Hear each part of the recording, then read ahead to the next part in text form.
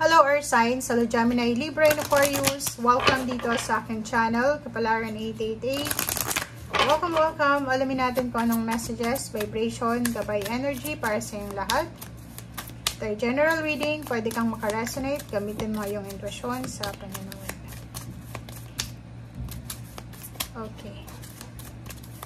Earth Signs, Gemini, Libra, and Aquarius.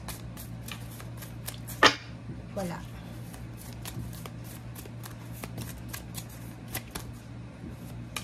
Okay, health. Wow. Air signs. Sinasabi ng baraha sa'yo dito na kailangan mo mag-focus sa iyong health sa araw na ito.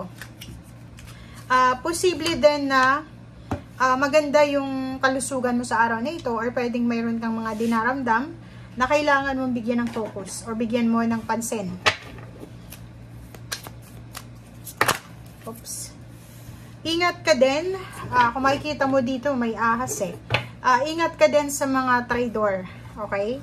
43-7, kung may mga good news ka na marami kang magandang balita na gustong i-share sa mga tao sa paligid mo, mag-iingat ka. Dahil hindi lahat ng taong kausap mo, kakampi mo, hindi lahat ng tao na close mo, ay hindi kayo papahamak. Pamilya, pinapahamak, diba? So, anino mo lang yung pwede mong pagkatiwalaan. Siya lang yung mag-i-stay sa buhay mo. Okay, so sa araw nito, ingat-ingat tayo. Yung halimbawa, di ba, yung mga good news tayo na gusto nating i-share sa publiko, sa mga tao sa paligid natin, sa friends natin, sa social media. Pero, for safety and protection sa sarili mo, kailangan mong i-keep muna yan sa sarili mo para maiwasan yung pagtatraidor, para maiwasan yung backstabbing. Okay? Kasi pwedeng sa araw na ito, hindi ka aware, air signs, na pinagkukwentuhan ka ng pala. And para din sa health mo, kailangan mong umiwas sa mga taong traidor para sa peace of mind mo. Para hindi ka ma-stress and palagi ka lang healthy. A year from now. So, a year from now, sinasabi ng baraha sa'yo dito na posibleng maraming improvement sa buhay mo. A year from now, if ang ginagawa mo sa ngayon is healthy lifestyle, healthy living ka ngayon, umiiwas ka sa mga bawal, focus ka sa health mo, good health, sinasabi ng baraha na isang taon after ngayon is sobra-sobra ka ng healthy. Wala ka ng sakit, kung may sakit ka man, or mas lalong magiging strong yung body mo. Body, mind, and spirit. Kasi yung health naman is, in general yan pwedeng financial health, emotional health, and mental health.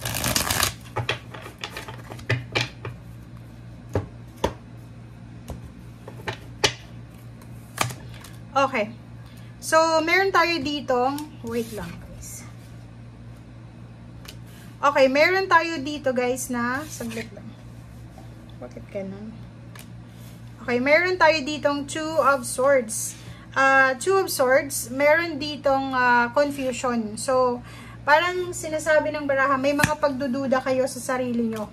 Meron ditong Gemini, Libra, and Aquarius na nagdududa sila kung matutupad pa ba nila yung pangarap nila. Nagdududa sila kung hanggang saan yung pasensya sa hinihintay nilang pera. Parang hindi nila alam kung hanggang kailan sila magiging mapasensya, maghihintay, parang ganon. Pero eto yung The World, sinasabi ng The World card sa'yo na huwag kang masyadong mag-alala kasi yung situation mo sa ngayon ay magbabago yan, diba? Matatapos din yan. Like, kung halimbawa naghihintay ka, confused ka kung anong gagawin mo para ma-improve yung financial mo. Confused ka kung paano yung gagawin mo para makapag-save ka ng pera. Confused ka kung paano yung paraan para makapag-save ka ng mas malaki or makaiwas ka sa gastos. Basta tungkol dito sa King of Pentacles, yung confusion mo. Yung confusion mo is, hindi mo alam kung kailan, paano, or ano yung mabilis na paraan para mahawakan mo itong pera. Ang The World card na to, sinasabi ng baraha na huwag kang masyadong magmadali, huwag kang masyadong mag-alala kasi para sa'yo, para sa'yo. Kung para sa'yo, para sa'yo. Kung hindi para sa'yo, kahit gaano pa tayo kasipag, walang mangyayari sa atin. Three of Pentacles, meron ditong estudyante, meron ditong negosyante, meron din ditong empleyado, na kailangan nyong i-improve ang inyong skills. Yun ang sabi sa'yo dito. Kasi yun yung confusion mo eh. Naku-confuse ka if you are businessman, businesswoman, empleyado, estudyante.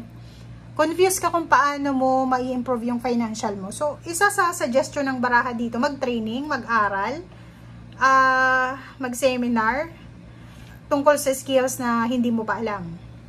Kasi once daw na marami kang alam, marami kang skills, marami din yung pera na papasok sa buhay mo. Kasi marami kang alam eh. And dito sa relocation na to, sinasabi ng baraha, meron sa inyo dito na isang group ng individual.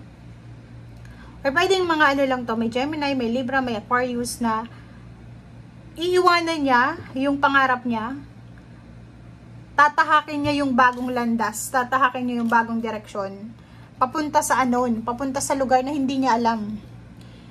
And handang-handa ang taong ito eh, 'di ba? Iiwanan niya yung mga sinakripisyo niya na, iiwanan niya yung pamilya niya, iiwanan niya kung saan yung comfort zone niya kasi hahanapin niya yung sarili niya. Travel, oh, 'di ba? Pwedeng isama niya yung pamilya or pwedeng mag-isa lang siya. So, magta-travel siya from confusion, from the lugar na confused siya, sa lugar na maingay, lugar na hindi productive, papunta siya doon sa mas tahimik na lugar.